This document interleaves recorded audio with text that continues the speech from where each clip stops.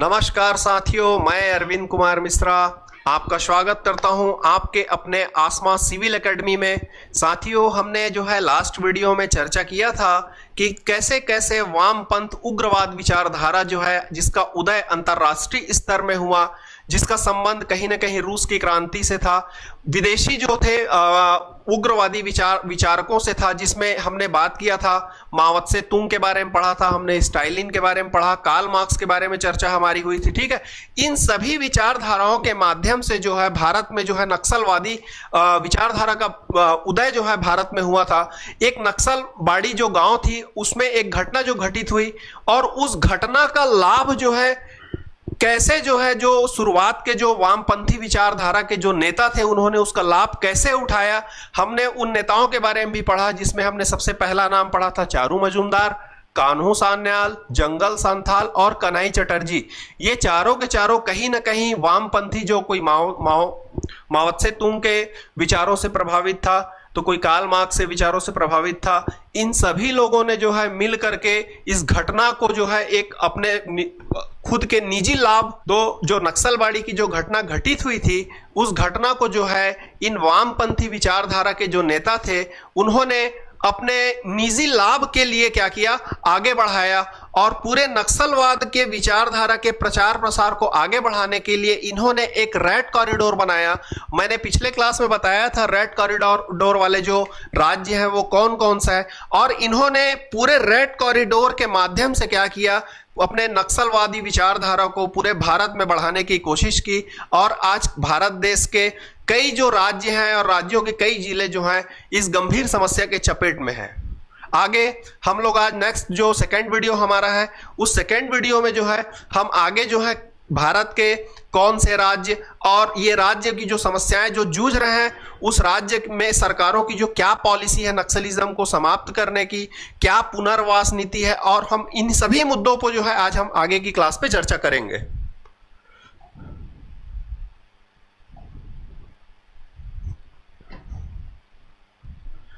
साथियों, वर्तमान समय में भारत के जो है 10 राज्यों में 70 जिले जो हैं कहीं ना कहीं आंशिक या पूर्ण रूप से नक्सलवाद की समस्या के चपेट में है। आइए हम कुछ जो भारत सरकार गृह मंत्रालय के जो आंकड़े हैं उसके बारे में चर्चा करते हैं।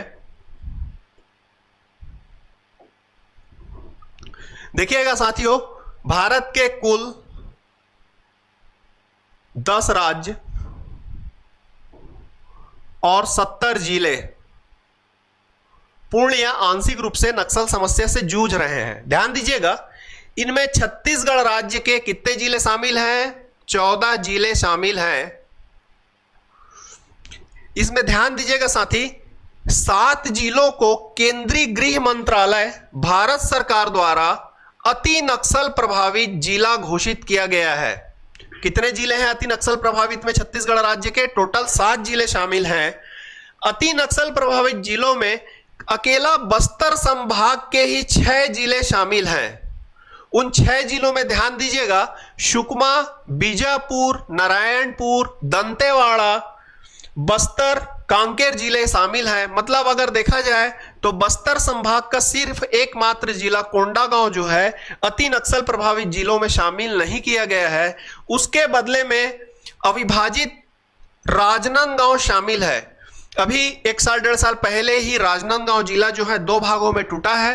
पहला राजनांदगांव खुद है और दूसरा जो है मोहला, मानपुर और अंबागढ़ चौकी के पार्ट में तोड़ा गया है। ध्यान दीजिएगा कि राजनांदगांव टूटने के बाद जो मोहला, मानपुर और अंबागढ़ जो चौकी का क्षेत्र है वो अति नक्सल प्रभावित जिला में अभी भी शामिल है। लेकिन जो है ये जो आंकड़ा आया है ये अविभाजित राजनांदगांव जिला का है। चूंकि अविभाजित राजनांदगांव जिला मतलब अंबागढ़ चौकी वाला जिला और राजनांदगांव जिला जब एक जिला हुआ करता था, ठीक है, और विभाजित होने के बाद राजनांदगांव का जो नक्सल एरिया है वो कम हो गया है और मैक्सिमम एरिया कहां चला गया है? अंबागढ़, मोहला, मानपुर चौकी क्षेत्र में चला गया। ठीक है, और ध्यान दीजिएगा साथियों, 3 जिले जो है उसको डिस्ट्रिक्ट ऑफ कंसर्न की श्रेणी में रखा गया है गृह मंत्रालय के द्वारा। इसमें 3 जिले हैं, मुंगेली, कबीरधाम और कोंडागांव। ध्यान दीजिएगा, डिस्ट्रिक्ट ऑफ कंसर्न का मतलब क्या होता है? ठीक है, डिस्ट्रिक्ट ऑफ कंसर्न मतलब वो ऐसे जिले हैं जहां पर नक्सलियों का मूवमेंट तो है लेकिन इन जिलों पे कोई बड़ी वारदातें, बड़ी घटनाएं नक्सलियों के द्वारा घटित नहीं की गई है, लेकिन उनका आना जाना मूवमेंट इन जिलों में है। उनको डिस्ट्रिक्ट ऑफ कंसर्न की श्रेणी में रखा गया गृह मंत्रालय के द्वारा।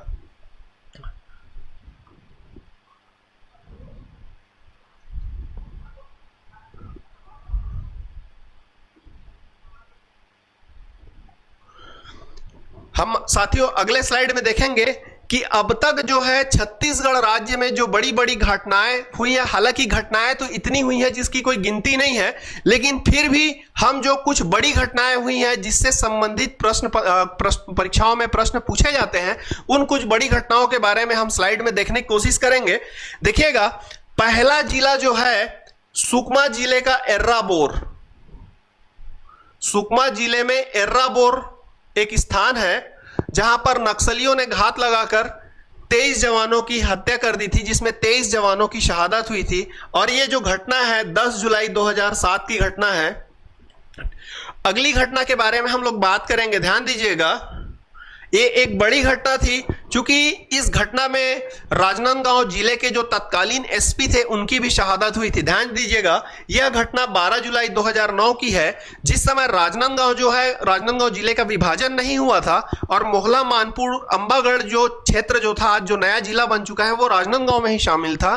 तो मोहला मानपुर अंबागढ़ चौकी जो सीता गांव के आसपास लगा हुआ है, वहां पर क्या हुआ था, 12 जुलाई 2009 को नक्सलियों के द्वारा एम्बुश लगाकर, घात लगाकर जो है जवानों के ऊपर हमला किया गया था। और इस हमले में बहुत सारे जवानों की शहादत हुई थी, जिनकी डेड बॉडी के रिकवरी के लिए उस समय तत्कालीन एसपी जो थे वहां पहुंचे हुए थे घटना की जायजा लेने के लिए। तो जैसे ही मतलब जो हमारे पुलिस के जवान जो शहीद हुए थे, उनके बॉडी को कलेक्ट किया जा रहा था, उसी समय जो नक्सली वहां पे उपस्थित थे, उन्होंने अचानक से दोबारा उस जगह पर क्या कर दिया था, फायरिंग कर दी थी, जिसपे वहां पर जो तत्कालीन एसपी थे वीके चौबे, उनकी भी शहादत हो गई थी। इस घटना में टोटल जो है 29 जवानों की शहादत जो है हुई थी। और इस घटना में ध्यान रखिएगा, वहां जो तत्कालीन एसपी थे वीके चौबे, उनकी भी मृत्यु हो गई थी। और इस घटना की जांच के लिए जो है एक न्यायिक कमेटी बनाई गई थी, जिसके अध्यक्ष थे श्री शंभुनाथ श्रीवास्तव।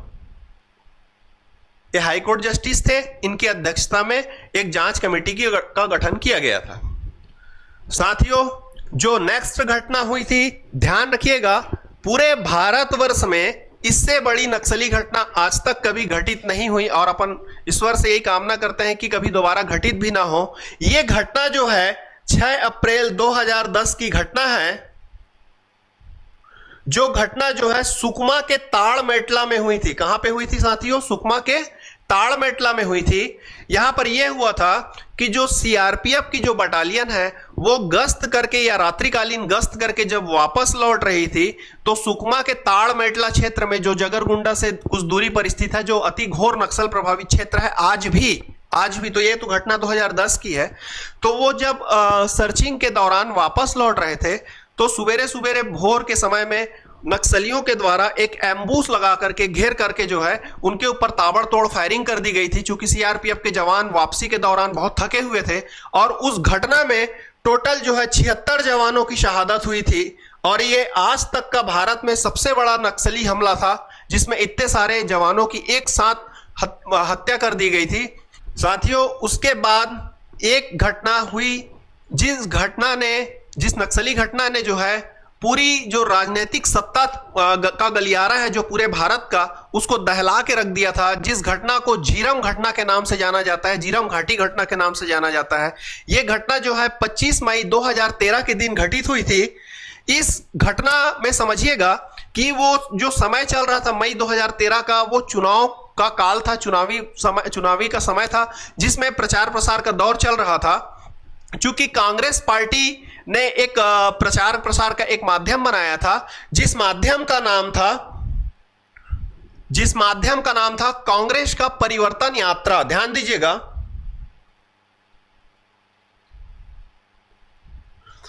परिवर्तन यात्रा का जो काफिला था वो सुकमा गया हुआ था, मतलब बस्तर संभाग के सुकमा जिला में गया हुआ था, ठीक है।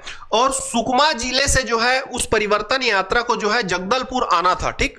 और जगदलपुर आते समय जो काफिला जो था वो झीरम घाटी और छिंदगढ़ झीरम घाटी वाले मार्ग पे आ रहा था। और आते समय जो है नक्सलियों के द्वारा घेर करके, चूंकि झीरम घाटी का जो एरिया था, सड़क जो है बहुत सही नहीं है, और दूसरा जो घाटी है पूरा टर्निंग वाला जो रोड है, तो उस घाटी में नेताओं के आते समय क्या है, काफिले को घेर लिया गया। और काफिले घेरने के बाद जो है नेताओं को मतलब उनके जो ड्राइवर थे वो गाड़ी को निकालने में सफल भी नहीं हो पाए, चूंकि रास्ता जो था संकीर्ण था, और घेर करके जो है ताबड़तोड़ फायरिंग कर दी गई थी। और इस घटना में जो बहुत सारे कांग्रेस के नेताओं की हत्या हुई थी, जिसमें महेंद्र कर्मा, ठीक है, महेंद्र कर्मा, उदय मुदलियार, और तत्कालीन जो कांग्रेस कमेटी के अध्यक्ष थे नंद कुमार पटेल, उनके बेटा थे दिनेश कुमार पटेल, इन दोनों की हत्या कर दी गई थी। इसके अलावा विद्याचरण शुक्ल की भी जो है कुछ दिनों तक इलाज चला, लेकिन वो भी अंततः इस घटना में बच नहीं पाए। इस घटना में टोटल जो है 32 लोगों की हत्या की गई थी, या 32 लोग जो है शहीद हुए थे इस घटना में, झीरम घाटी कांड में। और ध्यान दीजिएगा, इस घटना के बाद जो है जांच आयोग का गठन किया गया था। जो जांच आयोग बना था वो हाई कोर्ट में जो जस्टिस है उनके नेतृत्व में जो है जांच कमेटी का गठन किया गया था। और पहली जो जांच कमेटी बनी थी उसके जो अध्यक्ष थे न्यायमूर्ति प्रशांत मिश्रा थे, और बाद में जो न्यायमूर्ति सतीश के अग्निहोत्री को बनाया गया। चूंकि जो हमारे हाई कोर्ट छत्तीसगढ़ के जो जस्टिस थे श्री प्रशांत मिश्रा, ये सुप्रीम कोर्ट में जस्टिस बन करके चले गए, उसके बाद जो है इसकी जांच की जिम्मेदारी न्यायमूर्ति सतीश के अग्निहोत्री को सौंपा गया था।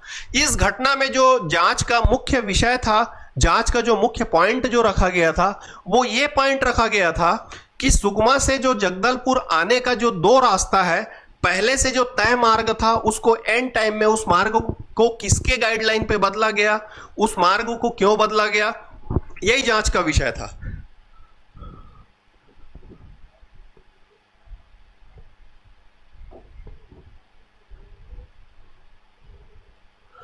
देखिएगा, हम चूंकि बस्तर संभाग के बारे में पढ़ रहे हैं, बस्तर में नक्सल मूवमेंट के बारे में हम पढ़ रहे हैं, ध्यान दीजिएगा कि ये जो है ये सुकमा जिला है। सुकमा जिला जो है उड़ीसा, आंध्र प्रदेश और तेलंगाना की जो है सीमा से लगा हुआ है। और सुकमा से जगदलपुर जो है जो काफिला था परिवर्तन यात्रा का, उसको सुकमा से जगदलपुर जाना था।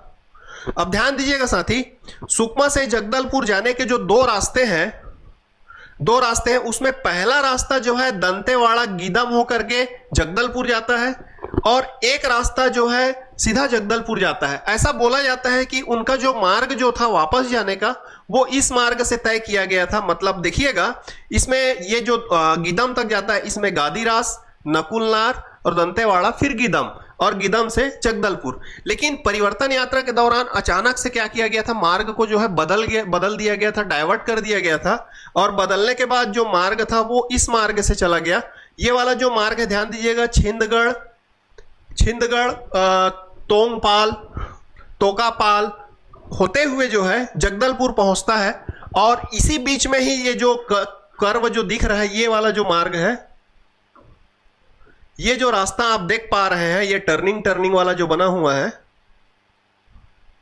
यही है झीरम।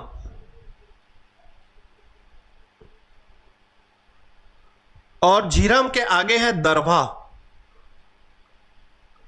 झीरम जो है सुकमा जिले में आता है और दरभा जो है जगदलपुर जिले में आता है। मतलब दरभा जो घाटी है वो बस्तर जिले का अंतिम बॉर्डर है। उसके बाद जो है आगे जो है सुकमा जिला चालू हो जाता है। तो झीरम घाटी जो है वो सुकमा जिले में स्थित है, जो यहां पर घटना को अंजाम दिया गया था।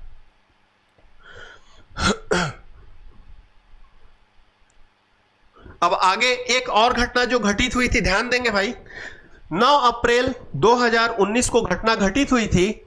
इस घटना में जो है दंतेवाड़ा के तत्कालीन विधायक श्री भीमा मंडावी जी को नकुलनार ग्राम के निकट नक्सलियों ने घात लगाकर उनके काफिले पर हमला कर दिया था।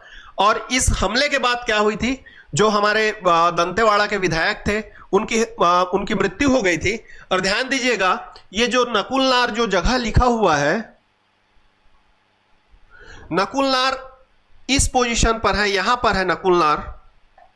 ध्यान दीजिएगा, ये जो गादीरास दिख रहा है, गादीरास के आगे ही नकुलनार घाटी है और घाटी के नीचे एक नकुलनार गांव है, जो मेन रोड जो स्टेट हाईवे है वहां से कट करके 1-1.5 किलोमीटर की दूरी पे अंदर जाना होता है। और वो जैसे ही अपने काफिला को भीमा मंडावी जी की जो काफिला है ये रोड से उतर के अंदर जा रही थी, तो 1-1.5 किलोमीटर आगे गांव में ही नक्सलियों ने घात लगाकर उनके ऊपर हमला कर दिया था।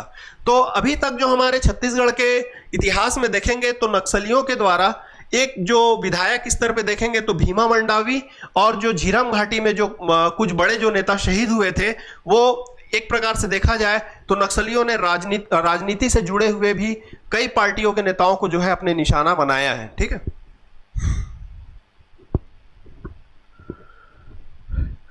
साथियों, जैसा कि हमने देखा कि जो नक्सली वर्ग है, नक्सली समुदाय है, या इनको हम उग्र वामपंथ उग्रवादी के नाम से भी अपन जानते हैं, ये जो है वास्तविकता में इनका जो रंग है ये किसी के सगे नहीं है। ये चाहे नेताओं के देखें तो ये नेता वर्ग के भी घोर विरोधी हैं, चाहे वो भाजपा के हो चाहे कांग्रेस के हैं, वो सगे किसी के नहीं है। आवाम जो पब्लिक है, जो जनता है, जो भोले भाले आदिवासी वर्ग हैं, ये उनके भी सगे नहीं है। इनका कार्य है कि वहां पे जो कम पढ़ी लिखी हुई या असाक्षर आदिवासी बाहुल्य समाज है उनको भड़काना और उनको भड़का करके अपने संगठन में शामिल करना।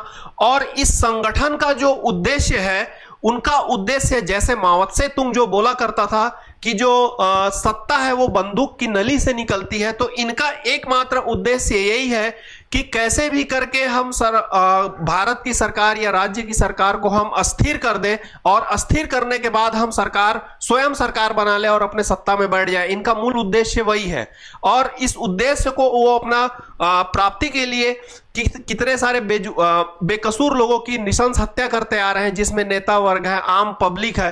भाई, मैंने तो कुछ बड़ी घटनाएं हैं उनके बारे में बताया, लेकिन इसके अलावा आप हर 10 दिन 15 दिन में कहीं ना कहीं न्यूज चैनलों में या समाचार पत्रों के माध्यम से आप देखते ही होंगे कि वो उस नक्सली संगठन ने गांव के उस सदस्य की हत्या कर दी, उनकी हत्या कर दी, वहां महिलाओं की हत्या कर दी। इनका उद्देश्य है डर बनाना, भय बनाना। लेकिन इस डर भय बनाने के पीछे क्या चाहते हैं? वो अपना स्वयं एक संगठन चाहते हैं, जिस संगठन का सरकार पूरे भारत में चले। क्योंकि ये मंसूबा उनका कभी भी कामयाब नहीं हो पाएगा, क्योंकि जो हमारे जवान भाई जो शहीद हो रहे हैं उनकी शहादत कभी भी व्यर्थ नहीं जाएगी। इसके लिए भारत सरकार, केंद्रीय गृह मंत्रालय के द्वारा और छत्तीसगढ़ सरकार के द्वारा नक्सल उन्मूलन के लिए अथक प्रयास किए जा रहे हैं, और ये अथक प्रयासों का जो परिणाम भी अब सामने आने लगे हैं। क्योंकि अभी सरकार बने, हमारी स्टेट गवर्नमेंट को नवगठित हुए साल भर ही हुए हैं, और लगभग साल भर में ही 250 नक्सलियों को हमारी छत्तीसगढ़ की सरकार ने क्या किया है? मार गिराया है, जो कि हमारे बढ़ते हुए नक्सल उन्मूलन का एक बहुत अच्छा उदाहरण सामने देखने को मिलता है। ठीक है, अब हम उन चीजों के बारे में बात करेंगे कि हमारी जो गवर्नमेंट की वहां पे जो वार कमेटी है, हमारे जो स्टेट गवर्नमेंट की जो वार कमेटी है वहां पे कैसे कैसे कार्य कर रही है, आइए हम उसको भी जानने की कोशिश करते हैं।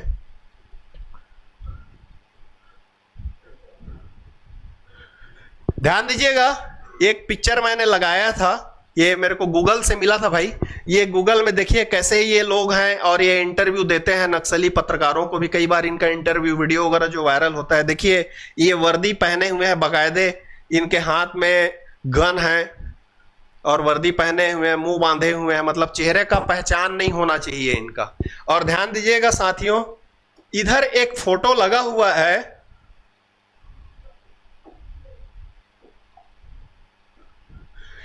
यहां एक फोटो लगा हुआ है। अब पता नहीं कितनी सच्चाई है, मुझे नहीं पता, लेकिन जो अपन न्यूज़पेपर और समाचार के चैनलों के माध्यम से जो अपन सुनते हैं, ये कमांडर है, सीनियर कमांडर है ये, जिसका नाम है हिड़मा। ये छत्तीसगढ़ नक्सल जोनल कमेटी का हेड माना जाता है, और इसका कोई भी नया फोटो नहीं है, और इसका एक पुराना फोटो जो गूगल में इमेज में आप सर्च करेंगे तो आपको मिल जाएगा, यही फोटो मिलेगा। और ऐसा बोलते हैं कि ये बहुत शातिर है, और पूरे छत्तीसगढ़ के नक्सल संगठन का सबसे मुखिया यही है। और ऐसा मैं न्यूज चैनलों के माध्यम से जो पढ़ा हूं, सुना हूं, ये व्यक्ति जो है आज लगभग लगभग 50-60 वर्ष का हो चुका है और ये 12-13 वर्ष की उम्र से संगठन में काम कर रहा है और ये पूरे छत्तीसगढ़ में नक्सल कमेटी का हेड बन के बैठा हुआ है। मतलब पूरे छत्तीसगढ़ और सेंट्रल की जो पुलिस फोर्स है उनको इसकी तलाश है। तो चलिए हम जो हमारे जो छत्तीसगढ़ पुलिस के फोर्स और सेंट्रल की फोर्स जो हमारे बस्तर क्षेत्र में कार्य कर रहे हैं उन फोर्स के बारे में या गवर्नमेंट की जो वार कमेटी है उनके बारे में भी थोड़ा सा अपन चर्चा करेंगे।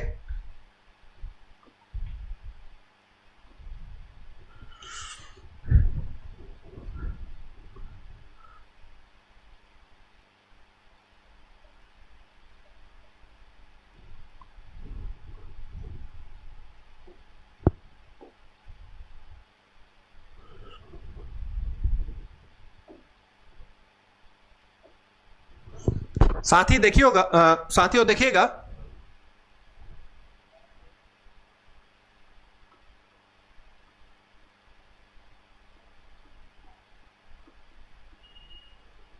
छत्तीसगढ़ पुलिस का जो वहां पे वार एक्शन ग्रुप है, वार ग्रुप है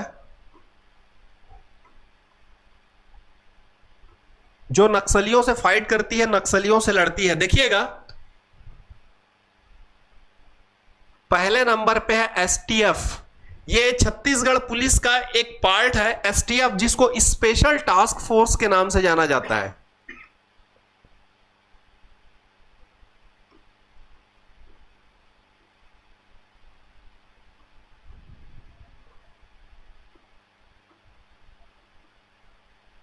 एक है DRG,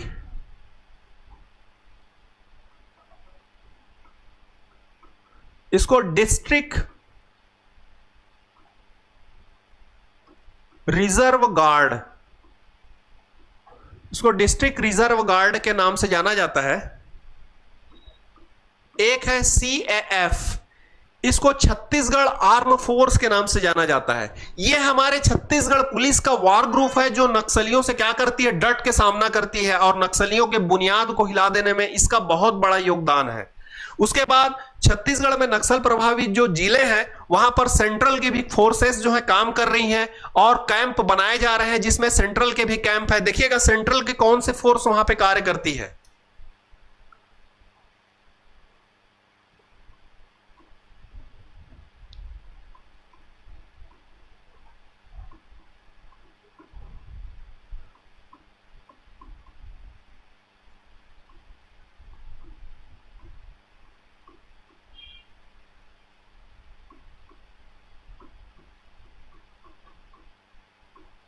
central reserve police force, CRPF. ठीक है, सीआरपीएफ का जो वार ग्रुप है उसको कोबरा बोला जाता है। क्या बोला जाता है? कोबरा। अब ध्यान दीजिएगा साथियों, क्योंकि इन सेंट्रल और हमारे छत्तीसगढ़ पुलिस की जो फोर्स है उनका बस्तर में एक ही उद्देश्य है कि नक्सल के खिलाफ लड़ना। तो ऐसा नहीं है कि वो सेंट्रल वाले हैं तो वो स्टेट वाले हैं। ध्यान रखिएगा, ये दोनों एक साथ मोर्चे पे लड़ाई को क्या करते हैं, संभालते हैं। ये दोनों आपस में मतलब चोला दामन का साथ है इनका। ये दोनों ही सेंट्रल और स्टेट के फोर्स क्या करते हैं, मिलके आगे लड़ाई को लड़ते हैं। और इनका जो वार जो होता है, ध्यान दीजिएगा, नक्सलिज्म में इनकी जो लड़ाई है, क्योंकि भाई हमारे ये जो वीर जवान है जो नक्सलियों के खिलाफ लड़ रहे हैं, लेकिन नक्सलियों का भी कुछ जो कोर ग्रुप है जो बना हुआ है जो इनको टारगेट करते हैं। तो उनके भी कुछ ग्रुप के बारे में जो अपन न्यूज़पेपर वगैरह के माध्यम से अपन जानते हैं, उनके बारे में भी थोड़ा सा समझने की कोशिश करते हैं कि उनकी भी क्या वो किस टाइप की लड़ाई लड़ते हैं, उनका क्या वार ग्रुप है, उसके बारे में भी थोड़ा देखते हैं अपन।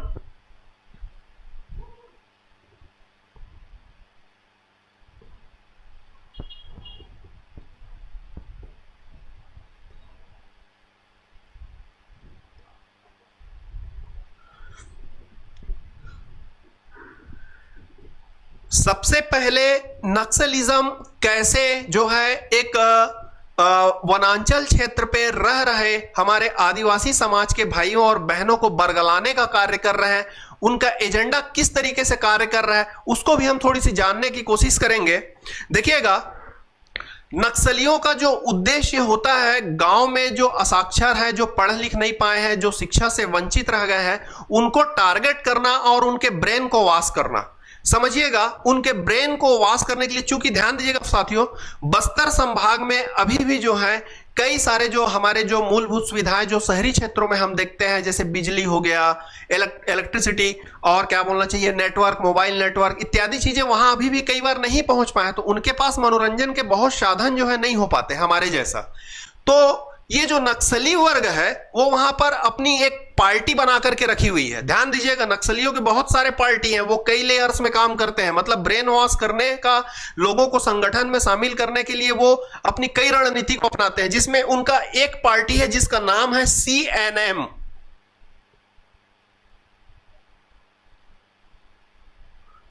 इसका नाम है चेतना नाट्य मंडली।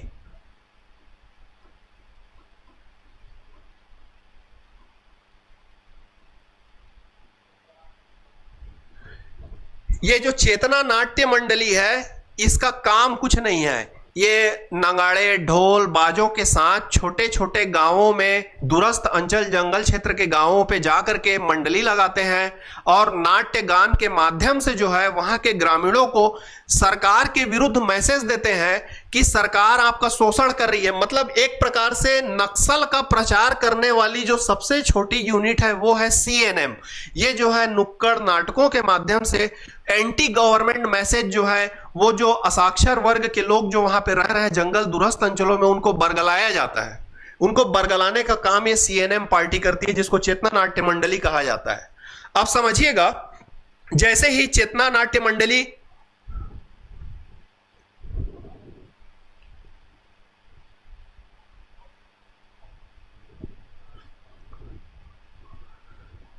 अब समझिएगा जैसे ही चेतना नाट्य मंडली के माध्यम से वहां के जो लोग हैं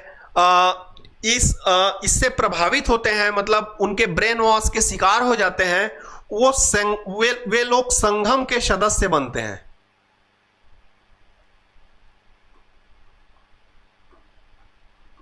संगम एक ऐसा संगठन है जो गांव में नक्सलियों का बहुत ही छोटा यूनिट है। इसमें वो लोग शामिल होते हैं जो नक्सलियों को प्रत्यक्ष या अप्रत्यक्ष तरीके से सहयोग कर रहे हैं, जिसमें उनको जंगलों में खाना पहुंचाना, चावल देना, मतलब एक प्रकार से उनके नौकरों के भांति इनसे काम कराया जा रहा है, इनके सदस्य से।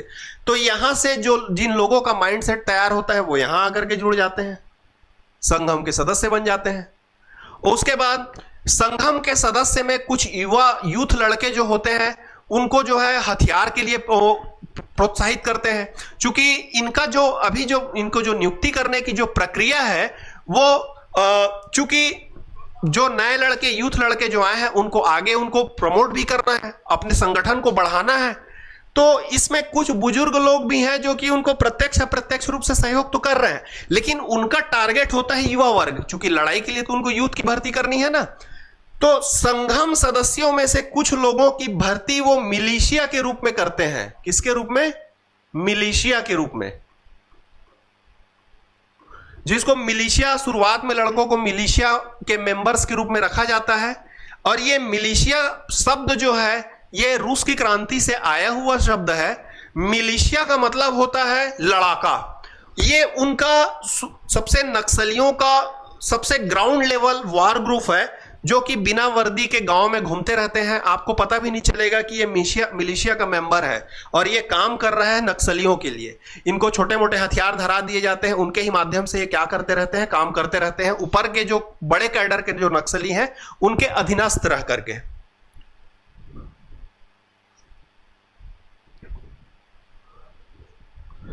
उसके बाद मिलिशिया में जैसे जैसे इनको मिलिशिया के दौरान इनको काम करते करते थोड़ा अनुभव होता है, फिर मिलिशिया कमांडर बनेंगे। मिलिशिया कमांडर के बाद वो बड़े कैडर में शामिल होंगे। बड़े कैडर में आएंगे तो उनको PLGA में शामिल कर लिया जाएगा। PLGA मैंने एक शब्द यूज किया, इसका पूरा फुल नेम होता है पीपल लिबरेशन गोरिल्ला आर्मी। ये नक्सलियों की सबसे बड़ी वार ग्रुप है। इसमें गोरिल्ला शब्द इसलिए जोड़ा गया है कि इनका जो लड़ाई का तरीका है वो एक प्रकार से छापामार युद्ध है, गोरिल्ला युद्ध है। गोरिल्ला मतलब गोरिल्ला जैसे अचानक से हमला करता है ना जंगल में, मतलब संभलने का मौका ही नहीं देता। इनका भी वैसी उद्देश्य है, ये भी जो लड़ाई एक प्रकार से गोरिल्ला माध्यम से ही करते हैं। तो ये जो मिलिशिया के पुराने लड़के हैं उनको पीएलजीए के निचले कैडर में रखा जाता है। फिर जैसे जैसे ये पीएलजीए के जो लड़ाके हैं समय के साथ जैसे जैसे आगे जाते जाएंगे उनको बड़े कैडरों में क्या कर लिया जाता है, शामिल कर लिया जाता है। और इनका जैसे हमारे यहाँ गवर्नमेंट चलती है भाई, हमारे यहाँ तो लोकतांत्रिक सरकार है और सरकार के माध्यम से जो है प्रशासन अपने अपने डिफरेंट चैनलों पे काम कर रही है, ठीक है। उसी प्रकार इनकी भी पूरा एक चैनल बना हुआ है। ये तो उनका एक वॉर ग्रुप है, ठीक है, ये उनका वॉर ग्रुप है। इनका एक पैरेलल गवर्नमेंट चल रहा है और उनके गवर्नमेंट का नाम बोला जाता है जनताना सरकार।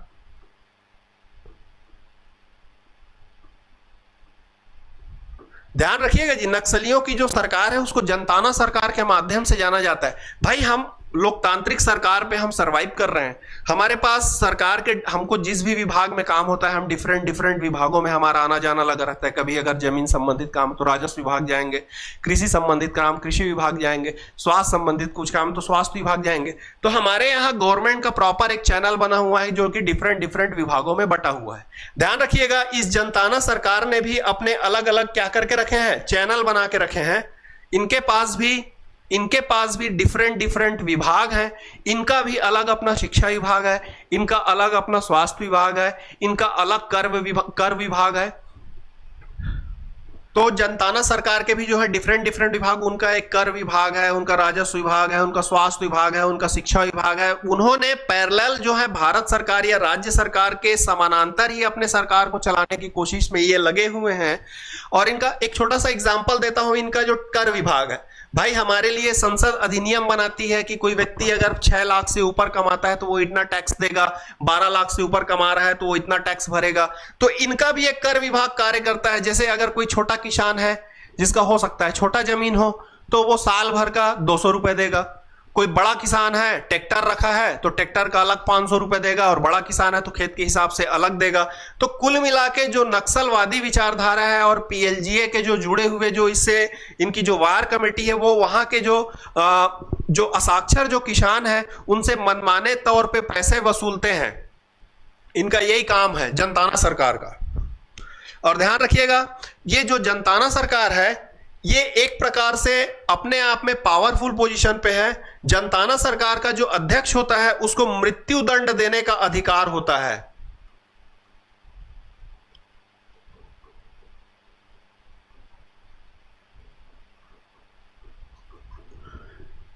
साथियों, हमने देखा कि नक्सलिज्म किस किस चैनल पर किस किस तरीके से जाकर के कार्य कर रहा है, कैसे जो है वहां के भोली भाली आदिवासी समुदाय के जो लोग जो कि शिक्षा से थोड़े से पिछड़ गए हैं उनके ब्रेन को किस तरीके से वाश करके उनको आक्रामक तौर अपनाने के लिए प्रमोट कर रहा है ये नक्सलवाद का जो ग्रुप है। इनके कैसे लड़ाकों का ग्रुप है जो कि पीएलजीए है। एक इनका लड़ाका ग्रुप है जिसको एलओएस बोला जाता है, इसको लोकल ऑर्गेनाइजेशन स्क्वाड के नाम से जाना जाता है। इनका अलग ही एक लड़ाकों का ग्रुप है, एक पीएलजी है, पीपल लिबरेशन गोरिल्ला आर्मी, ठीक है। तो इनके अलग अलग कैडर भी बने हुए हैं। एक कैडर जैसे हमारे यहाँ होता है कि एक सब इंस्पेक्टर है, एक टीआई है, एक डीएसपी है, एक एडिशनल एसपी है। भाई हमारे पुलिस विभाग में भी तो अलग अलग कैडर हैं। वैसे ही इनके भी कैडर हैं।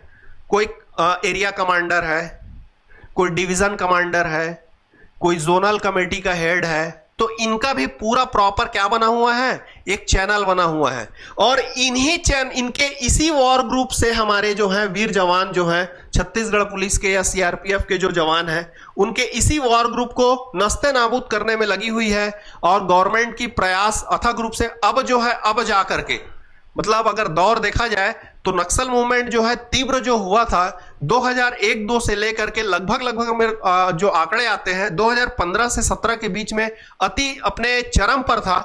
लेकिन 17-18 के बाद से जो है नक्सलियों को पीछे ढकेलने में हमारे सरकारों के जो प्रयास है वो अब परिणाम दिखाने लगे हैं। मैंने अभी थोड़ी ही देर पहले चर्चे में कहा था कि अभी गवर्नमेंट को जो बने जो है, अभी जो हमारी जो नई गवर्नमेंट आई है उसको 1 साल भी नहीं हुआ और इस 1 साल में 217 नक्सलियों को उन्होंने क्या किया है, मार के समाप्त कर दिया है। साथियों, सरकार जो है किसी भी स्तर पे पहले किसी भी निर्दोष को या भ्रमित हुए व्यक्ति को, सरकार का पहला उद्देश्य उनकी हत्या करना नहीं है। सरकार तो हाथ जोड़ के अपील कर रही है कि आप जो है समाज के मुख्य धारा से जुड़िए और विकास में साथ दीजिए, और हम भी आपके क्षेत्र में जितना हो सकेगा डेवलपमेंट पे हम भी सहयोग करेंगे। भारत सरकार ने नक्सल पुनर्वास नीति के तहत जो है उस क्षेत्र में डेवलपमेंट के कार्य सुचारू रूप से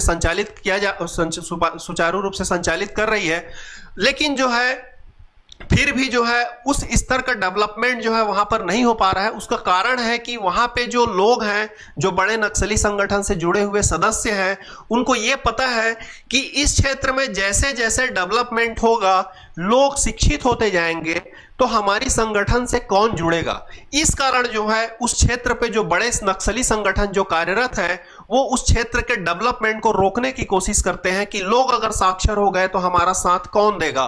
क्योंकि पढ़ा लिखा एक साक्षर व्यक्ति जो होगा वो अपने रोजी रोटी की तलाश में कहीं शहर पे जाके काम करेगा या कुछ भी करेगा, अच्छा ही करेगा, बंदूक उठा करके निर्दोष लोगों की हत्या तो नहीं करेगा।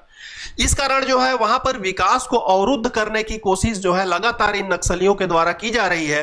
क्योंकि भारत सरकार और राज्य की सरकार भी जो है अब विकास में वहां पर पीछे नहीं हट रही है। नक्सल पुनर्वास नीति के तहत वहां पर डेवलपमेंट का काम तो करने की कोशिश कर ही रही है, और समाज जो उस आदिवासी समाज या असाक्षर लोगों की संख्या जो वहां पर जुड़ गई है नक्सलियों से, उनको जो है समाज में के मुख्य धारा में जोड़ने के लिए सरकार जो क्या कर रही है, लगातार जो है अपने प्रयास कर रही है। तो अभी जो हमारा नेक्स्ट पॉइंट होगा नक्सल पुनर्वास नीति। साथियों, अब हम चर्चा करेंगे सरकार के द्वारा नक्सल उन्मूलन के लिए चलाए जा रहे पुनर्वास नीति के बारे में कुछ जो तथ्य है उनके बारे में हम जानने की कोशिश करेंगे। कैसे सरकार जो है भ्रमित हुए समुदाय या समाज के लोगों को मुख्य धारा से जोड़ने के लिए, विकास की मतलब देश के विकास गति में योगदान देने के लिए क्या क्या अपने प्रयास कर रही है, कैसे कैसे प्रयास कर रही है। चलिए आइए उनके बारे में भी हम चर्चा करते हैं। देखिएगा, पुनर्वास कार्य योजना के क्रियान्वयन एवं समीक्षा हेतु निम्न समितियों का गठन किया गया है, जिसमें पहला जो समिति है वो जिला स्तरीय समिति है और दूसरा जो समिति है वो राज्य स्तरीय समिति है। ध्यान दीजिएगा मित्रों, जिला स्तर में पुनर्वास नीति के क्रियान्वयन एवं समीक्षा के लिए जिला कलेक्टर के अध्यक्षता में एक समिति गठित की जाएगी, जिसमें किसकी अध्यक्षता में जी? जिला कलेक्टर की अध्यक्षता में। मतलब ध्यान दीजिएगा, पुनर्वास नीति के लिए जो जिला स्तर समिति बनेगी उसके अध्यक्ष जो होंगे वो जिला कलेक्टर होंगे, ठीक है, जिसमें जिला पुलिस अधीक्षक सदस्य सचिव होंगे। मतलब सचिव कौन होंगे? जिले के एसपी होंगे, जो है उस समिति के क्या होंगे? सचिव होंगे। तथा कलेक्टर द्वारा अतिरिक्त 2 शासकीय अधिकारी भी इसके सदस्य होंगे। कलेक्टर के द्वारा जो है 2 नामित क्लास 2 अधिकारी जो हैं इस जिला स्तरीय समिति के सदस्य होंगे। जो हो सकते हैं वो जिला पंचायत सीईओ भी हो सकते हैं, या हो सकता है फॉरेस्ट विभाग के कोई एग्जीक्यूटिव अधिकारी को कलेक्टर चाहे तो उस समिति के सदस्य जो है बना सकते हैं। अब ये कलेक्टर के माइंडसेट के ऊपर है कि वो किसकी नियुक्ति करना चाहते हैं, ठीक है। ध्यान दीजिएगा, इस समिति में जिले में कार्यरत केंद्रीय बलों के प्रतिनिधि को भी शामिल किया जाएगा। मैंने बताया कि जो हमारा वॉर ग्रुप है गवर्नमेंट का, उसमें सेंट्रल से CRPF, central reserve police force भी कार्य कर रही है, तो इसमें सीआरपीएफ के भी जवानों को शामिल करना अनिवार्य है। किसमें? जिला स्तरीय पुनर्वास कार्य योजना में। आगे देखेंगे, ये जो राज्य स्तरीय समिति है पुनर्वास से संबंधित, उसके बारे में भी चर्चा करेंगे। देखिएगा, पुनर्वास से संबंधित कार्य योजनाओं के क्रियान्वयन एवं समीक्षा के लिए राज्य स्तर पर अपर मुख्य प्रमुख सचिव गृह, एसीएस होम बोला जाता है, चीफ सेक्रेटरी हो, असिस्टेंट चीफ सेक्रेटरी होम, मतलब गृह सचिव अध्यक्ष होंगे इसके, ठीक है। मतलब राज्य स्तरीय जो पुनर्वास नीति के जो अध्यक्ष होंगे उसके अध्यक्ष होंगे गृह सचिव। ध्यान दीजिएगा भाई। और इस समिति के जो सचिव जो होंगे वो DGP director general of police, महानिदेशक पुलिस जिन्हें कहा जाता है, और पुलिस महानिदेशक नक्सल अभियान, पुलिस महानिदेशक नक्सल अभियान जिनको एडीजीपी कहा जाता है, ठीक है। ये इनके सदस्य सचिव होंगे। मतलब ध्यान दीजिएगा, अंतर समझिएगा, जिला स्तरीय पे अध्यक्ष जो होंगे कलेक्टर होंगे, राज्य स्तर पर जो अध्यक्ष होंगे वो गृह विभाग के सचिव होंगे जिनको एसीएस होम के नाम से भी जाना जाता है, असिस्टेंट चीफ सेक्रेटरी होम, गृह विभाग, उनके अध्यक्ष सचिव होंगे गृह विभाग के। और जो सचिव होंगे जिला स्तर पे जिला के एसपी हुआ करते थे, और राज्य स्तर पे डीजीपी होंगे, और एडीजीपी या पुलिस महानिदेशक नक्सल अभियान जो होंगे वो इनके सचिव होंगे। और अपर मुख्य सचिव द्वारा नामित अधिकारी इसके अन्य सदस्य होंगे। मतलब इनके सदस्यों की नियुक्ति करने का कार्य किनका है? प्रमुख सचिव गृह, ठीक है। अब देखिएगा, नक्सल पुनर्वास को जो है दो भागों में विभक्त किया गया है।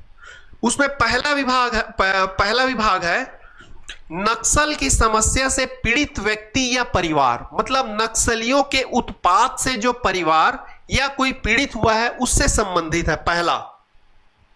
और दूसरा जो पॉइंट रखा गया है वो ये है कि स्वयं नक्सली में संगठन में रह करके कार्य कर रहे थे और वो गवर्नमेंट के प्रोत्साहन को देख करके जो है समाज के मुख्य धारा में जुड़ने के लिए उन्होंने इच्छा जाहिर की है, वो लोग हैं। अर्थात जो पहले नक्सली थे और अब वो है समाज के मुख्य धारा में जुड़ने के लिए इच्छुक है। दूसरा यही है, आत्मसमर्पित नक्सलियों का पुनर्वास, ठीक है। साथियों, नक्सल की समस्या से कोई पीड़ित व्यक्ति है और पीड़ित परिवार है, गवर्नमेंट के द्वारा, राज्य सरकार के द्वारा और केंद्र सरकार के द्वारा उनको क्या प्रोत्साहन राशि दिए जाते हैं उसके बारे में देखिएगा। ये जो आंकड़े हैं ये राज्य सरकार और केंद्र सरकार के डाटा हैं, उसके बारे में ये पीडीएफ जो आया है ये गवर्नमेंट नक्सल पीड़ित व्यक्ति या परिवार के लिए जो राज्य सरकार की जो प्लानिंग है, जो राज्य सरकार पीड़ित परिवार है या कोई पीड़ित है या हो सकता है किसी की मृत्यु नक्सलियों के द्वारा कर दी गई हो, उसके लिए सरकार जो है क्या कर रही है, क्या प्रोत्साहन राशि उनको दे रही है, उसके बारे में ये कटिंग जो मैंने लगा रखा है ये छत्तीसगढ़ राज्य गृह विभाग से जारी हुआ एक सर्कुलर है, ध्यान दीजिएगा।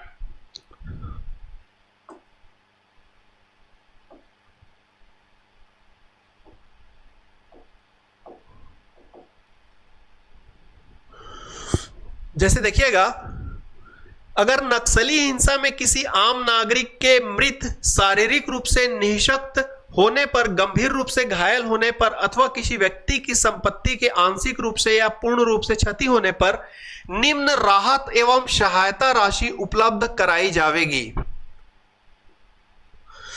देखिएगा, मृत्यु होने पर अगर नक्सलियों के द्वारा किसी आम नागरिक की हत्या कर दी जाती है, जिससे वहां के किसी नागरिक की मृत्यु हो जाती है, तो उन्हें 5 लाख रुपए केंद्रीय राहत योजना के तहत निर्धारित राशि इसके अतिरिक्त देय होगी। और ध्यान दीजिएगा, घायल होने पर स्थायी असमर्थता में 3 लाख रुपए दी जाएगी। नक्सलियों के द्वारा हम हमेशा न्यूज़पेपर में पढ़ते रहते हैं कि वहां के सरपंच की गला रेत कर हत्या कर दी नक्सलियों ने, मुखबिरी के शक पे जो है वो ग्रामीण की हत्या कर दी। तो नक्सलियों का उत्पात जो है कम तो हुआ है, लेकिन अभी छत्तीसगढ़ राज्य से पूर्ण रूप से उन्मूलन नहीं हो पाया है। तो स्थायी, जैसे मान लीजिए अगर किसी की हत्या करते हैं तो 5 लाख रुपए दिया जाएगा। कई बार क्या होता है, वो लोग हाथ पैर भी काट करके फेंक देते हैं बाहर, उस स्थिति में 3 लाख रुपए दिया जाएगा। और अगर गंभीर रूप से घायल है, उसका इलाज चल रहा है, तो इलाज के दौरान जो है 2 लाख रुपए का सहयोग राशि जो है स्टेट गवर्नमेंट के द्वारा पीड़ित परिवारों को मुहैया कराया जाएगा। देखिएगा, चल संपत्ति, अनाज, कपड़े, घरेलू सामान आदि के नुकसान होने पर 20,000 रुपए का प्रावधान किया गया है। देखिएगा, स्थायी संपत्ति जिसमें कच्चे मकान पर 40,000 रुपए और पक्के मकान को क्षतिग्रस्त करने पर 80,000 रुपए का प्रावधान शासन के द्वारा रखा गया है। और जीविका उपार्जन के साधनों को अगर क्षतिग्रस्त किया जाता है, जैसे देखिएगा बैलगाड़ी या नाव इत्यादियों को नक्सलियों द्वारा क्षतिग्रस्त किया जाता है तो 40,000 रुपए। ट्रैक्टर और जीप आदि को अगर नुकसान किया जाता है तो 4 लाख रुपए जो है उस समाज को दिया जाएगा, जिनका नुकसान हुआ है उनको दिया जाएगा। ट्रक, रोड रोलर, बड़े वाहन अगर नुकसान किए जाते हैं तो 6 लाख रुपए दिए जाते हैं।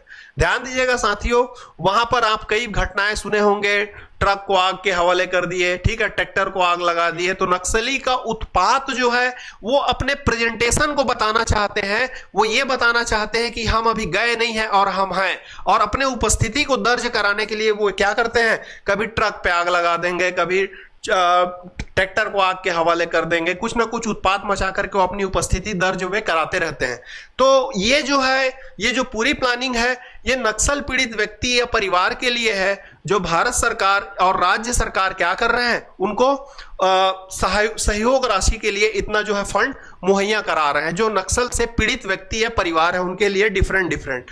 इसमें ध्यान रखिएगा, ये मृत्यु और ये घायल, अस्थाई और गंभीर, ये दोनों को ध्यान रखिएगा भाई, हो सकता है परीक्षाओं में पूछ दे।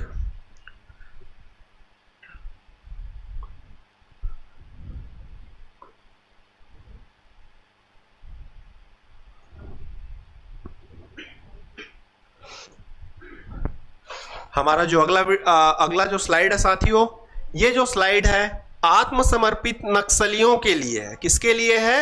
आत्मसमर्पित नक्सलियों के लिए है।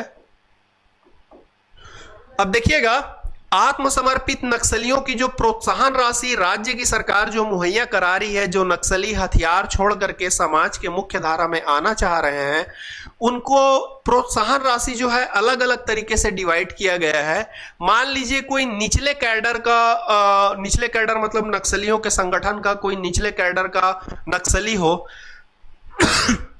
जो कि बिना हथियार के साथ आत्मसमर्पण कर रहा हो, तो पहले इस नीचे वाले लाइन को देखिएगा, उसके लिए 25,000 रुपए प्रोत्साहन राशि प्रदान की जाएगी। देखिएगा, नक्सली द्वारा बिना शस्त्र के अथवा शस्त्र के साथ समर्पण करने की स्थिति में 25,000 प्रोत्साहन राशि दी जाएगी। यह राशि समर्पित शस्त्र के बदले मुआवजे की राशि की अतिरिक्त होगी। समझिएगा, मुआवजे की राशि जो होगी अतिरिक्त होगी, समर्पित शस्त्र के बदले में अतिरिक्त होगी। मतलब ध्यान दीजिएगा, 25,000 रुपए तो उसको संगठन में आने का मिलेगा ही। उसके अलावा ध्यान दीजिएगा, अगर कोई नक्सली बड़े वेपन्स लेकर के, जैसे एलएमजी लिखा हुआ है, ठीक है, एलएमजी का जो पूरा फुल नेम जो होता है लाइट मशीन गन होता है, अगर वो लाइट मशीन गन के साथ में जाकर के वहां पे आत्मसमर्पण करता है, तो उसको जो है पुलिस, छत्तीसगढ़ पुलिस के द्वारा, या बोलना चाहिए जिला स्तरीय जो कमेटी गठित हुई है पुनर्वास नीति के तहत, वो 4.5 लाख रुपए का पुरस्कार देगी। ठीक है, और AK-47 के साथ अगर कोई आत्मसमर्पण करता है नक्सली, तो उसको 3 लाख रुपए की प्रोत्साहन राशि देगी।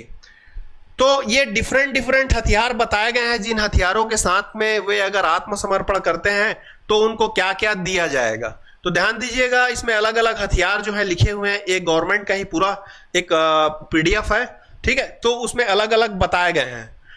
देखिए, और ऐसा भी नहीं है कि ये फिक्स है। जैसे क्या होता है, कोई बड़े कैडर का अगर नक्सली है, जैसे कोई मान लो बहुत बड़ा कैडर का कोई नक्सली है ना, तो उसके ऊपर अगर 25 लाख रुपए का इनाम सरकार ने रखा हुआ है, और अगर वो नक्सली स्वयं चल करके आ जाता है और पुलिस के सामने समर्पण कर देता है, समर्पण की जो प्रक्रिया होती है, उनसे एक लिखित आवेदन पर हस्ताक्षर लिया जाता है, उस हस्ताक्षर में उनसे एक्सेप्ट करवाया जाता है कि अब हम नक्सली संगठन को छोड़ करके समाज के मुख्य धारा में शामिल हो रहे हैं, अब दोबारा हम जो है उस संगठन को ज्वाइन नहीं करेंगे, और हम समाज के साथ में रह करके कार्य करेंगे और अपने जीवन को आगे बिताएंगे। वे स्वयं एक कागज में लिख करके देते हैं। तो जैसे मान लीजिए 25 लाख रुपए का कोई इनामी नक्सली है और वो समर्पण कर दिया, तो वो बड़ा कैडर का है, उसके ऊपर बड़ा इनाम रखा गया था, तो उसको जो है 25 लाख रुपए जो उसके ऊपर इनाम रखा गया था कि जो पकड़ के लाएगा उसको 25 लाख रुपए दिया जाएगा। तो ध्यान रखिएगा साथियों, वो जो 25 लाख रुपए उसके ऊपर इनाम था, अब ये 25 लाख रुपए उस आत्मसमर्पित नक्सली को ही दिया जाएगा। लेकिन ऐसा नहीं है कि वो आज आत्मसमर्पण कर दिया तो कल उसको 25 लाख रुपए दे दिए। वो पैसे जो है उसके खाता पे ट्रांसफर होंगे, और ये ट्रांसफर जो है धीरे धीरे करके किए जाएंगे। पुलिस जो है इसके ऊपर जो है 1-2 साल तक निगरानी भी रखेगी कि क्या ये व्यक्ति एक्चुअल में समाज की मुख्य धारा से जुड़ गया है, और अगर पूर्ण रूप से जुड़ गया है 3-4 साल तक समाज में, मतलब अच्छा कार्य करने लगा है, तो ये 25 लाख रुपए उस आत्मसमर्पित नक्सली क्या करेगी, सरकार जो उसके ऊपर इनाम रखा हुआ था वो पूरे पूरे पैसे उस आत्मसमर्पित नक्सली को धीरे धीरे करके साल 2 साल के अंदर करके उसको पूरा दे देगी। इसको ध्यान रखिएगा साथियों, ये परीक्षा के दृष्टिकोण से खासकर सब इंस्पेक्टर मुख्य परीक्षा वगैरह में ऐसे प्रश्न पूछ सकता है, खास करके जो एलएमजी है, AK-47 है, या अगर नक्सली जो सामान्य रूप से शस्त्र के या बिना शस्त्र के या निचले कैडर का भी कोई नक्सली है जो आत्मसमर्पित करता है, अपने आप को समर्पण करता है, तो उसको 25,000 रुपए की प्रोत्साहन राशि दी जाती है।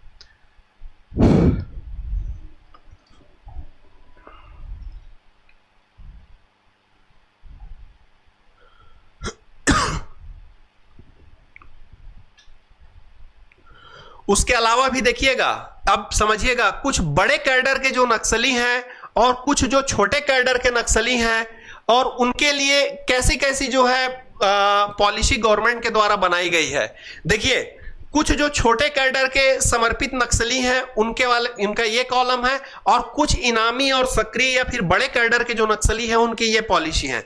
इसमें ध्यान दीजिएगा, जो बड़े कैडर के जो नक्सली हैं उनको देखिएगा, शासकीय सेवा में नियुक्ति की पात्रता होने पर शासकीय सेवा नियुक्ति पर विचार किया जाएगा। बड़े कैडर्स के लिए है ये, देखिएगा, बड़े कैडर शासकीय सेवा में नियुक्ति की पात्रता होने पर शासकीय सेवा में नियुक्ति पर विचार किया जाएगा। ये ऑफर बड़े कैडर्स को दिया जाता है।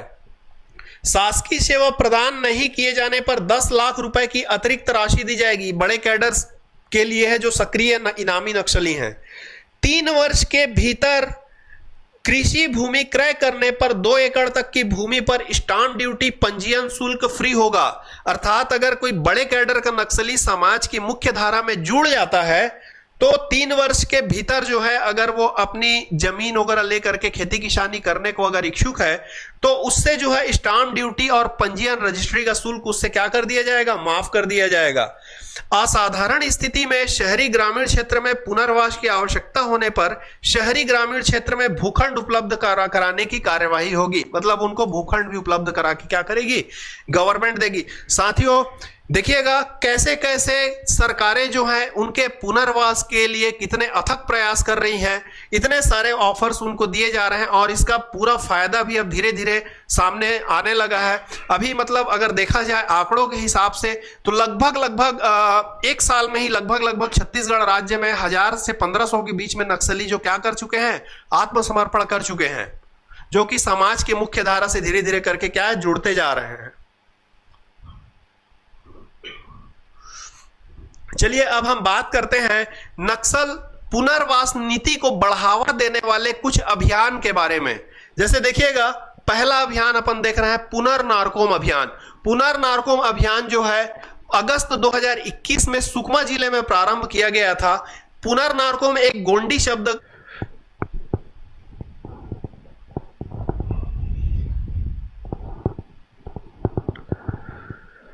साथियों, तो हम बात कर रहे थे नक्सल पुनर्वास नीति को जो है बढ़ावा देने वाले कुछ अभियान के बारे में, जिन सभी अभियानों का उद्देश्य जो है एक है, परंतु जिले अलग अलग हैं और उन जो अभियानों का नामकरण भी जिलों के हिसाब से अलग अलग रखा है। जैसे हम बात करेंगे पुनर्नारकोम अभियान। पुनर्नारकोम अभियान सुकमा जिला पुलिस के द्वारा जो है संचालित किया जा रहा है। ये जो पुनर्नारकोम शब्द है यह एक गोंडी भाषा का शब्द है जिसका अर्थ है नई सुबह। इस अभियान का उद्देश्य है युवाओं को रोजगार दिलाकर नक्सलवाद को समाप्त करना। और इस योजना का जो शुभारंभ है 9 अगस्त 2021 को किया गया था। ध्यान रखिएगा, इससे इस अभियान से या अभियानों से जो प्रश्न पूछे जाते हैं, पुनर्नारकोम अभियान किस जिले से संबंधित है, ये सुकमा जिले से संबंधित है। यह कब इसका प्रारंभ किया गया था, 9 अगस्त 21 को। यह किस भाषा का अर्थ शब्द है, गोंडी भाषा का शब्द है जिसका अर्थ है नई सुबह। अब हम लोग अगले अभियान के बारे में देखेंगे, लोन वरना 2। ये अभियान का उद्देश्य लगभग सेम है, बस नाम को बदल दिया गया है और जिले दूसरे हैं, ठीक है। यह अभियान जो है दंतेवाड़ा जिला पुलिस के द्वारा चलाया जा रहा है। इस लोन वर्नाटू भी एक जो है गोंडी भाषा का शब्द है जिसका अर्थ है घर वापस आइए। घर वापस आइए मतलब एक प्रकार से देखा जाए तो पुलिस विभाग जो है आह्वान कर रहा है उनसे कि आप जो है हथियार को छोड़कर जो है समाज की मुख्य धारा से जुड़िए, घर वापस आइए। और पुलिस ने आत्मसमर्पण के फायदे के बैनर जो है पोस्टर गांवों में लगाए हैं। पोस्टरों के माध्यम से जो है आत्मसमर्पण के फायदे को बताए जा रहे हैं, जिन फायदों के बारे में मैंने पिछले स्लाइड में जो है चर्चा किया कि पुनर्वास नीति के तहत आत्मसमर्पित नक्सलियों को सरकार की तरफ से इतने इतने पैसे जो हैं दिए जाते हैं। ठीक है, इस अभियान से भी बहुत नक्सली आत्मसमर्पण कर रहे हैं और मुख्य धारा से जुड़ रहे हैं। मतलब देखा जाए ओवरऑल तो अभियानों से बहुत हद तक प्रशासन को फायदा मिल रहा है, छत्तीसगढ़ और केंद्र सरकार को फायदा मिल रहा है। लोग जो है जो पुनर्वास नीति के तहत जो सहयोग राशि दिए जा रहे हैं उस सहयोग राशि के लिए जो है कहीं ना कहीं लोग जो है हथियार को छोड़ करके समाज की मुख्य धारा से धीरे धीरे जुड़ते ही जा रहे हैं।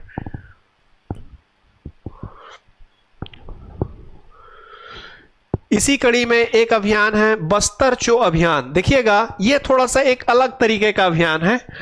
इस अभियान के माध्यम से जो शासन का उद्देश्य है वो जो है नक्सलियों के काली करतूत या उनके काले चेहरों को समाज के सामने रखना है। देखिएगा विकास विरोधी चेहरों का उजागर किया जा रहा है और पोस्टरों के माध्यम से उनके काले करतूत को समाज के सामने रखा जा रहा है और बताया जा रहा है कि नक्सलवाद जो है आपके समाज के विकास में किस तरीके से गतिरोध डाल रही है। ये पूरे मैसेजेस जो है वहां के आवाम को, वहां के आम जनता को बताया जा रहा है कि नक्सलिज्म क्या कर रही है, आपके विकास में रुकावट कर रही है।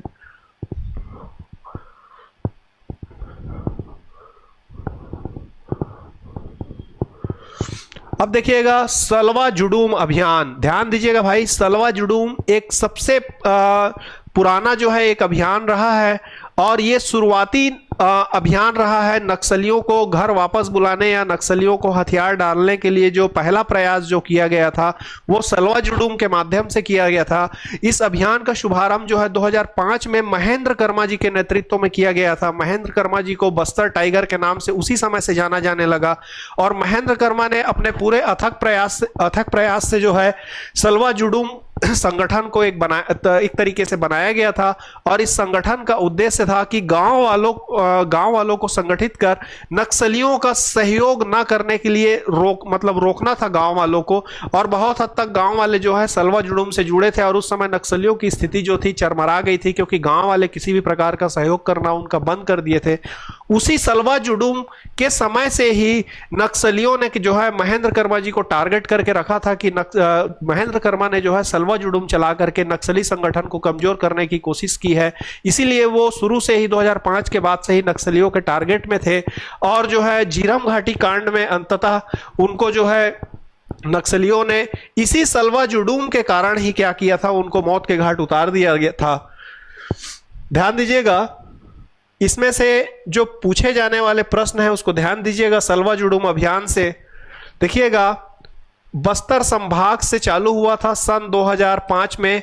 यह सब इंस्पेक्टर लास्ट जो सब इंस्पेक्टर भर्ती परीक्षा प्रारंभिक परीक्षा हुआ था उसमें इसका सन पूछा गया था। और महेंद्र कर्मा जी को इस अभियान का सूत्रधार कहा जाता है और महेंद्र कर्मा जी को इसी अभियान के बाद से बस्तर टाइगर के नाम से जाना जाता था। ठीक, अब अगला अभियान है नियद नेल्लानार योजना। इस योजना को अगर हम सबसे कम शब्दों में समझने की कोशिश करेंगे तो इस योजना को अगर हम कम शब्दों में बात करेंगे तो यह योजना सरकार की एक ऐसी योजना है जिसमें जो है सरकार जो है कि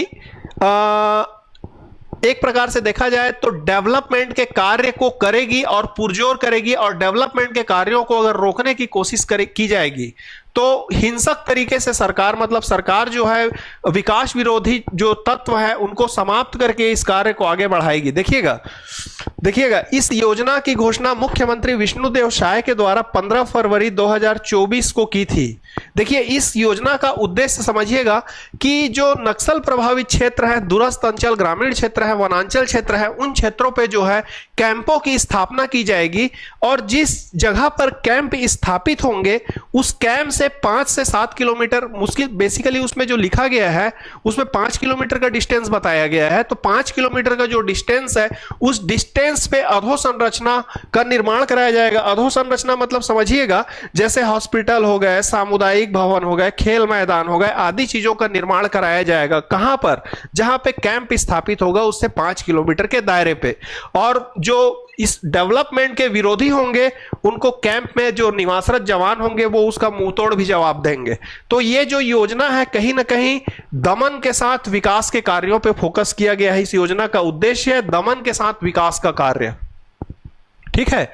और नियत नेल्लानार जो है एक गोंडी भाषा का शब्द है। कौन से भाषा का शब्द है? गोंडी भाषा, जिसका अर्थ होता है आपका सुंदर गांव। इसको ध्यान रखिएगा भाई, ये नया योजना है, 2024 का योजना है। ये 1 साल हुए हैं, लगभग 1 साल भी नहीं पूरे हुए हैं, तो ये नया योजना है। इससे संबंधित प्रश्न जो है कॉम्पिटिटिव एग्जाम में पूछे जा सकते हैं। नियत नेल्लानार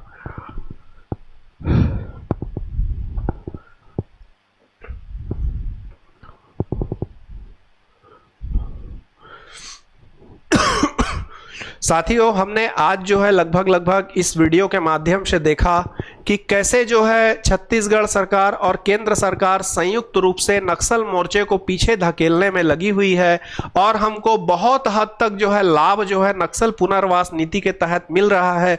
बहुत सारे जो नक्सली लोग जो कि हथियार उठा करके संगठन में काम कर रहे थे, वो सरकार की जो ये कल्याणकारी जो योजना है नक्सल पुनर्वास नीति, उसके तहत जो है समाज की मुख्य धारा से लगातार जुड़ते जा रहे हैं। और जो नहीं जुड़ रहे हैं उनको जो है सरकार जो है अपने भाषा में जो है मुंहतोड़ जवाब भी दे रही है। मैंने जब फर्स्ट वीडियो बनाया था तो वहां पे मैंने पहले ही क्लियर कर दिया था कि सरकार की जो नीति है नक्सलवाद को समाप्त करने के लिए वो सुलह, विकास और दमन की नीति है।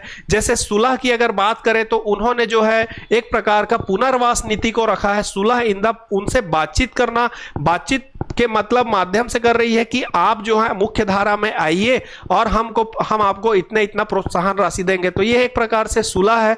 और दूसरा है विकास, डेवलपमेंट, अधोसंरचना, सड़क, शिक्षा, स्कूल या सामुदायिक स्वास्थ्य केंद्र, जितने भी डेवलपमेंट स्ट्रक्चर्स हैं उनका निर्माण कराया जाएगा ताकि लोगों को यह लगे कि सरकार हमारे हित में कार्य कर रही है। उससे भी जो है जो भटके हुए जो लोग हैं वो सरकार के मुख्य धारा से जुड़े।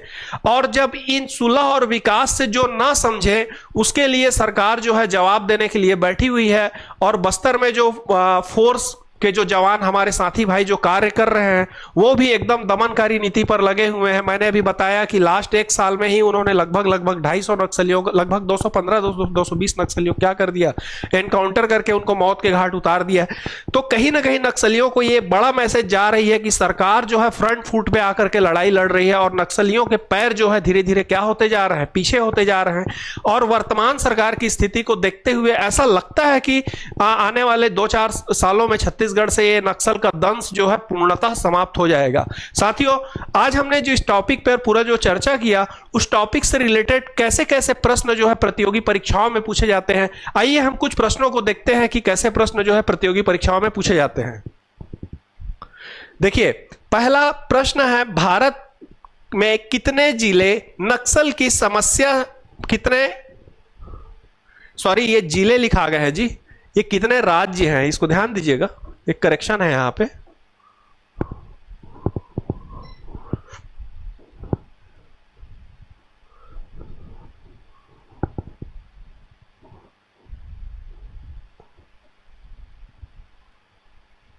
भारत के कितने राज्य जो हैं नक्सल की समस्या से क्या है, ग्रसित हैं। ध्यान दीजिएगा साथी मित्र, भारत के जो है home ministry of home affairs के जो आंकड़े हैं जो कहते हैं कि भारत के लगभग जो 10 राज्य हैं वो नक्सल की समस्या से ग्रसित है, नक्सल समस्या से पीड़ित है।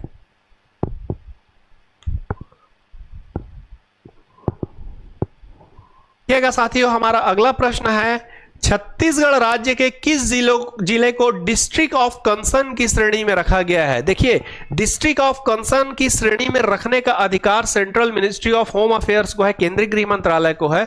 तो उसने कितने जो है जिले हैं जिनको जो है कौन कौन से जिले हैं जिनको रखा है, मैंने स्लाइड के दौरान उसके बारे में चर्चा की है। इनमें से बताइए कौन सा जिला है? देखिए, सुकमा दंतेवाड़ा जो है ये अति नक्सल प्रभावित जिला में रखा गया है। बलरामपुर नक्सल प्रभावित जिला है। ध्यान रखिएगा, मुंगेली जो है इसका सही आंसर है। मुंगेली को जो है डिस्ट्रिक्ट ऑफ कंसर्न की श्रेणी में रखा गया है।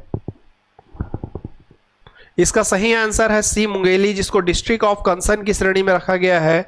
और ये 14वां जिला भी है। जिस समय पहला अपन क्लास जो लिए थे उसमें चर्चा किए थे कि बालोद को हटा करके मुंगेली को क्या किया गया था, शामिल किया गया था।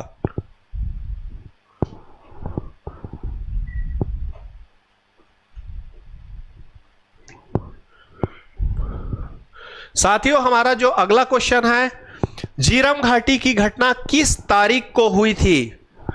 इसका सही जवाब है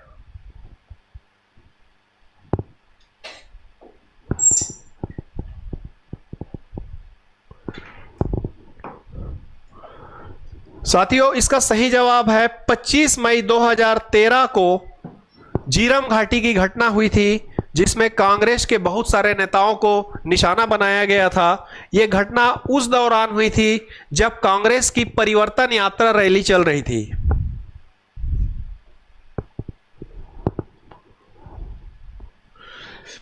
हमारा अगला क्वेश्चन है साथियों, नक्सल पुनर्वास नीति के तहत जिला स्तरीय समिति के अध्यक्ष कौन होते हैं?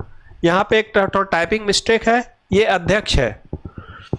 तो ध्यान दीजिएगा साथियों, इसका जो सही उत्तर है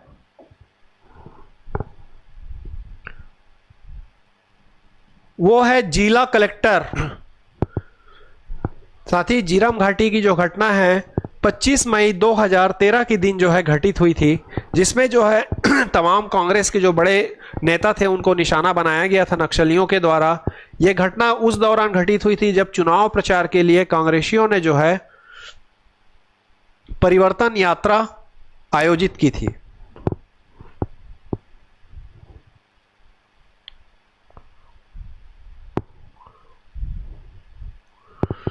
देखिए, अगला जो हमारा क्वेश्चन है, नक्सल पुनर्वास नीति के तहत जिला स्तरीय समिति के जो अध्यक्ष हैं वो कौन होते हैं?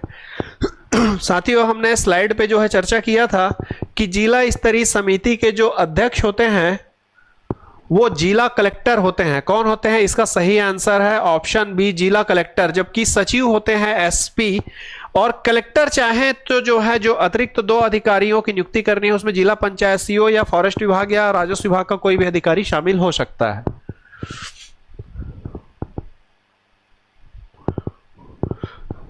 साथियों, नेक्स्ट क्वेश्चन है, नक्सलियों द्वारा अगर किसी परिवार के सदस्य की हत्या की जाती है तो पुनर्वास नीति के तहत उस परिवार को कितनी सहायता राशि प्रदान की जाएगी?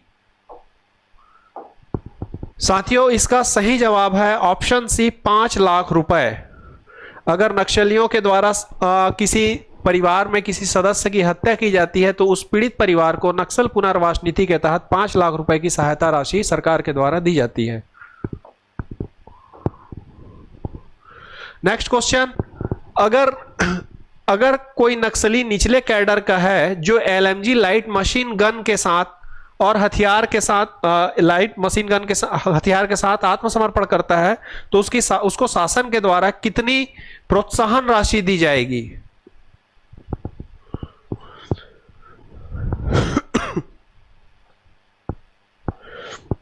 साथी, इसका जो सही जवाब है वो है 4.5 लाख रुपए। कितना रुपए?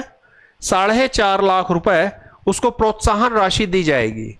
लेकिन ध्यान रखिएगा साथियों, जैसा कि मैंने पहले बताया है कि अगर कोई बड़े कैडर का इनामी नक्सली है जिसके ऊपर मैं मान लेता हूं एक एग्जांपल के तौर पर अगर उसके ऊपर 25 लाख रुपए का इनाम रखा गया है तो उसके ऊपर बड़ा इनाम तो 25 लाख रुपए है ही। अगर वो एलएमजी को लेकर के आ जाता है तो एलएमजी का 4.5 लाख रुपए है, और जो उस कैडर के ऊपर जो इनाम घोषित करके रखा है, तो इनमें जो ज्यादा होगा वो राशि उसको दिया जाएगा। मतलब उस बड़े कैडर के नक्सली को क्या दिया जाएगा, 25 लाख रुपए का इनाम दिया जाएगा, क्योंकि वो अपने कैडर में 25 लाख रुपए का इनामी है।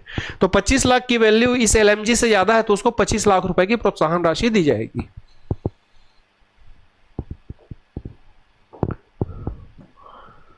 हमारा नेक्स्ट क्वेश्चन है, पुनर्नारकोम अभियान छत्तीसगढ़ राज्य के किस जिले से संबंधित है? तो मैंने इसको अभी थोड़ी देर पहले चर्चा किया था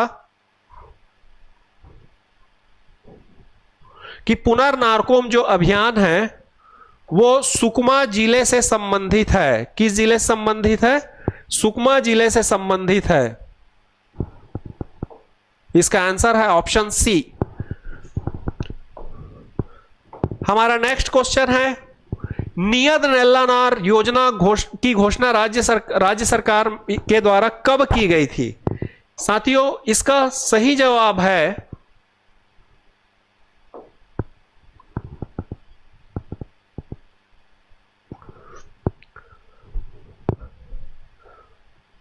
15 फरवरी 2024।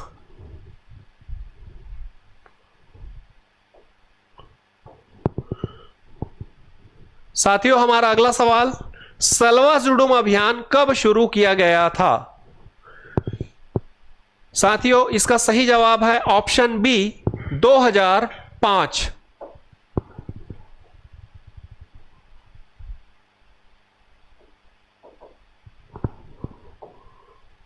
इसका सही ऑप्शन 2005, जो महेंद्र कर्मा जी के द्वारा प्रारंभ किया गया था। इसी कारण से उसको जो है बस्तर टाइगर के नाम से जाना जाता था, इसी अभियान के शुरुआत होने के बाद से। हमारा नेक्स्ट क्वेश्चन है, बस्तर टाइगर के नाम से किन्हें जाना जाता था? अभी मैं बताया कि बस्तर टाइगर के नाम से जो है स्वर्गीय महेंद्र कर्मा जी को जाना जाता था,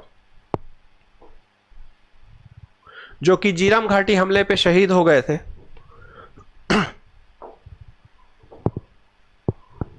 साथियों, हमारा नेक्स्ट क्वेश्चन है, जीरम घाटी किस जिले में स्थित है? साथियों, इसका जो सही जवाब है वो है सुकमा जिला। कौन सा जिला? सुकमा जिला। ध्यान रखिएगा, दो घाटी है बस्तर से, जगदलपुर से सुकमा आने के बीच में एक घाटी है जिसका नाम है दरभा घाटी। दरभा जो है कांगेर घाटी राष्ट्रीय उद्यान से जैसे ही नीचे की तरफ उतरेंगे तो पहले दरभा घाटी पड़ेगा, और ये दरभा घाटी पे जाकर के जो है बस्तर जिले की सीमा समाप्त हो जाती है। बस्तर से जैसे ही इस सीमा दरभा से जैसे ही कुछ दूरी पर आएंगे तो आपको इस लोकेशन पे पड़ेगा झीरम घाटी, जो कि सुकमा जिले पे स्थित है। और झीरम के नीचे पड़ेगा आपका छिंदगढ़। छिंदगढ़ के बाद है हमारा सुकमा।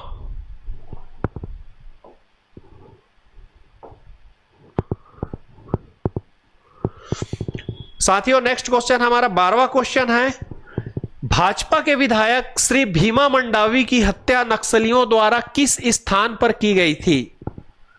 तो साथियों, मैं आशा करता हूं इसका जवाब जो है हम आप बताएंगे। मैं नेक्स्ट वीडियो में जो है आपका जवाब जो है इसमें देखूंगा। ठीक है साथियों, जो हमारे दो वीडियो जो थे शुरुआत के, वो छत्तीसगढ़ राज्य में एक बहुत बड़ी जो नक्सल की समस्या है उससे संबंधित हमने जो है दो वीडियो जो है बनाए हैं।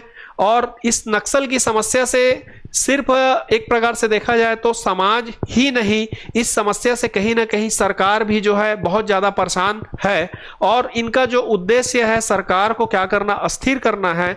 और इन घटनाओं से जो है हमारे कई जवान जो है, हमारे छत्तीसगढ़ के जवान या सेंट्रल के जो जवान हैं, जो कि वीर लड़ाई को नक्सलियों के खिलाफ इस लड़ाई को संभालते संभालते वीर गति को प्राप्त हो गए हैं, उन सभी साथियों के लिए जो है हम सभी साथियों जो है उनके लिए एक बार जय हिंद बोलना पड़ेगा साथियों, क्योंकि उन्होंने राष्ट्र के सेवा के लिए अपने जो है अथक बलिदान को दिया है। और ये जो बलिदान है उनके, किसी भी मायने पे सरकार जो है उनके बलिदान को व्यर्थ नहीं जाने देना चाहती है। और उनके बलिदान ने कहीं ना कहीं सरकार के हौसले को और ज्यादा मजबूत किया है, और सरकार अपने मजबूत हौसलों के साथ जो है कहीं ना कहीं नक्सल की समस्या को, नक्सलियों को पीछे ढकेलने पे लगी हुई है। और वर्तमान की जैसी स्थितियां बनी हुई है उससे स्पष्ट है कि आने वाले कुछ समय में जो है बस्तर संभाग नहीं वरन पूरे छत्तीसगढ़ से नक्सल की समस्या पूर्णतः समाप्त हो जाएगी। थैंक यू साथियों।